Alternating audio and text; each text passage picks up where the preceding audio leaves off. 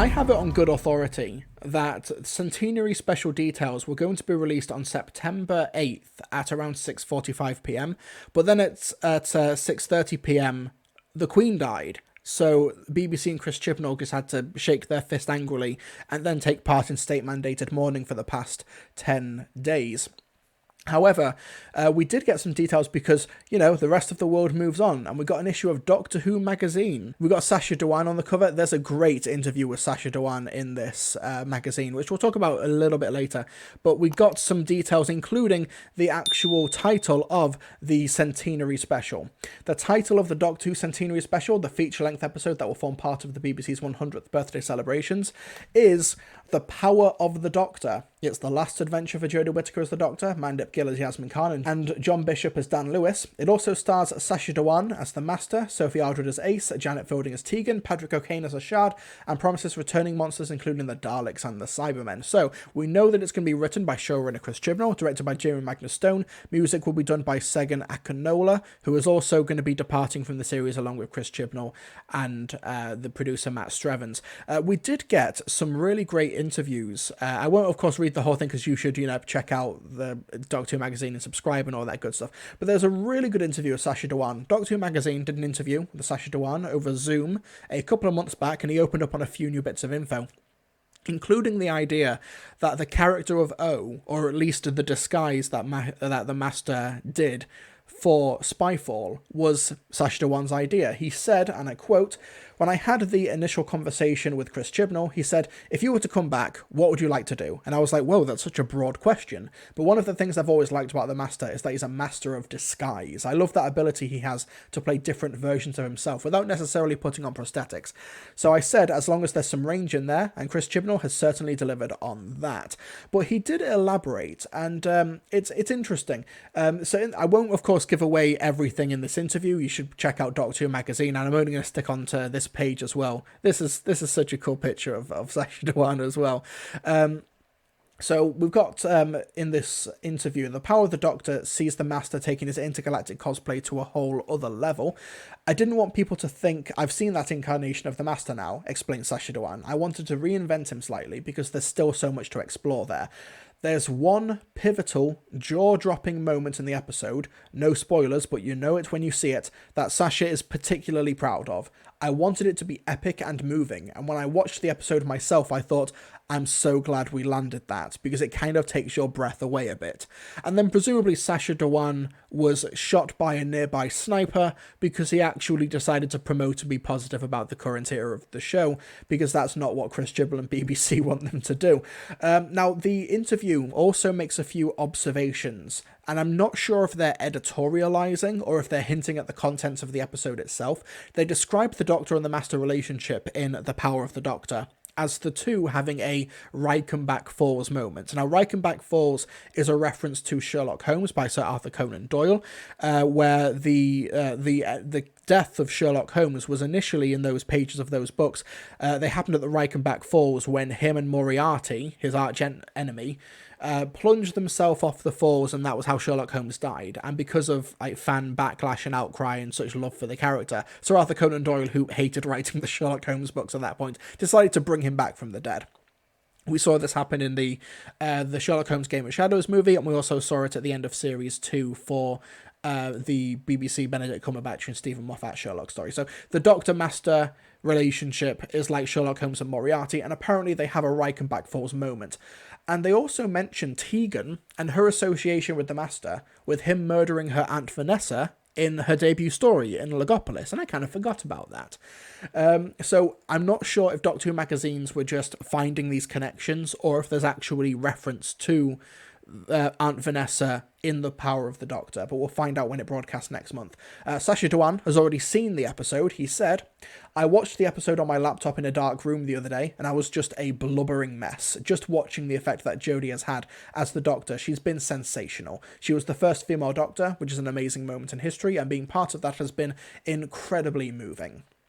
So, yeah, and it's a great interview. You should check it out. There's also an interview here. Rah, rah, Rasputin, Russia's greatest love machine, etc., etc. There's a great interview with Janet Fielding, making her on-screen debut for like after a 35-year hiatus from acting. She's not been seen on TV screens for like 35 years. She formally retired shortly after leaving the role of Tegan in the mid 1980s, but she is back along with Sophie Aldred as Ace. There's also a great interview with Sophie Aldred as well. They can't obviously say much about the contents of the episode itself, but according to Sophie Aldred in this interview with Doctor Who magazine, she did have a stunt woman on set for the first couple of days, and then once they realised, wait, Sophie Aldred wants to do her own stunts still? Yeah, we'll let her do that.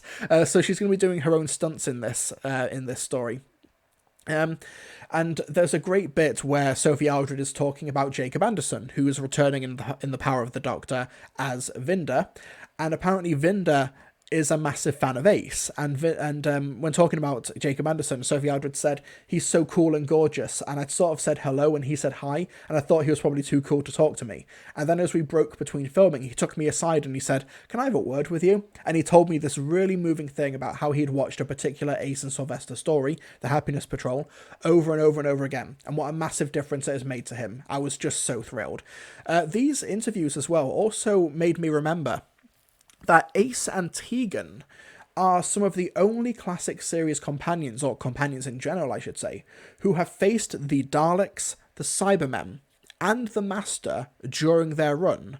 I think the only other ones are Perry, and technically Susan, if you count the Five Doctors. Like, are there any other classic series companions that have had that trifecta, Master, Cybermen, and the Daleks as well? So I think that maybe Chris Chibnall wasn't just plucking companions out of thin air when talking about them. I think maybe, these ones have been chosen with purpose. People are saying Sarah Jane never encountered the Master on screen, at least. Well, if you count the Five Doctors, Sarah Jane did as well, sorry. Nyssa did not encounter the Daleks. No, I don't think Nyssa encountered the Daleks. Not on screen, at least. I'm talking on screen in the classic series. And for Sarah Jane and Susan, you have to include the Five Doctors, so that canonicity is kind of dubious slightly. Susan never encountered the Cybermen. She was in the same room with them when they went over the checkerboards. But like I said, to bring the Five Doctors in, you're kind of clutching at straws here. But speaking of Cybermen, there's also Turlough. Did Turlough encounter the Cybermen? Yeah, once again, if you include the Five Doctors, JD, Zoe, am I shooting too far back? No, yeah, way too far back. There was no Master, and even then in the Five Doctors, Zoe did not encounter the Master. Yeah, Zoe did not. And she didn't encounter the Daleks, but she was made to watch The Evil of the Daleks Part 2 when she was brought in. So yeah, I don't think that counts. But there is also, in this issue of Doctor Who magazine, a great interview. This is a terrific issue, check it out, with Patrick O'Kane, who is returning as the lone Cyberman Ashad.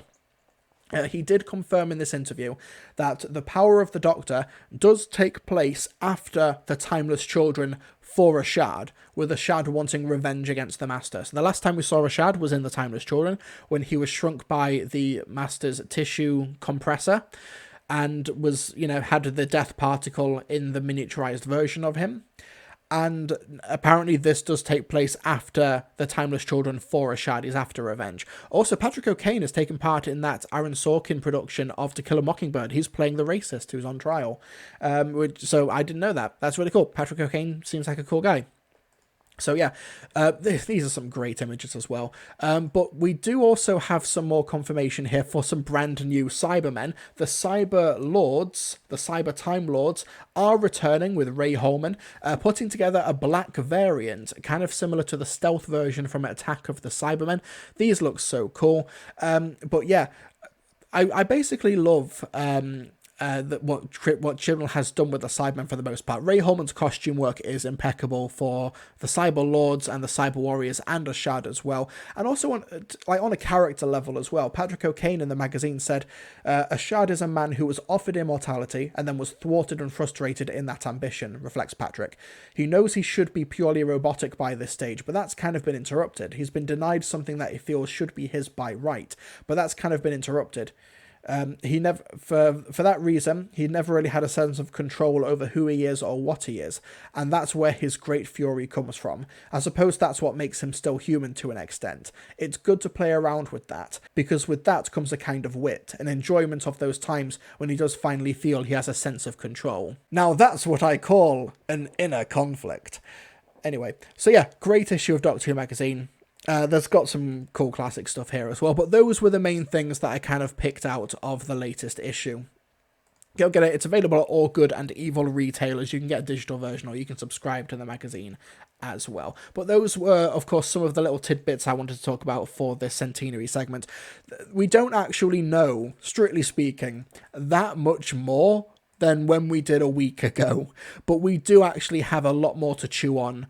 I'm so glad they did manage to get this quartet of interviews with Sacha Dhawan, Sophie Aldred, Janet Fielding, Patrick O'Kane, a great quartet to talk to. And yeah, it's also really funny with Janet Fielding as well. She's not been on camera professionally for 35 years, and then her very first take, she messes up and she swears, but Jodie Whittaker and Sophie Aldred and everybody else on set, and both Janet Fielding and Sophie Aldred go to great effort to talk up director Jamie Magnus Stone, friend of the live stream who we interviewed last year as well, that they made a very welcoming and friendly environment for everybody there. So honestly, reading through these interviews and, being reminded that there is, in fact, a new episode of Doctor Who coming out next month that does star the 13th Doctor, Yaz, Dan, Vinda, the Sacha Dhawan Master, Ace, Tegan, Ashad with more Cybermen, Cyberlords, the Daleks, and a regeneration. It's going to be jam-packed. It's going to be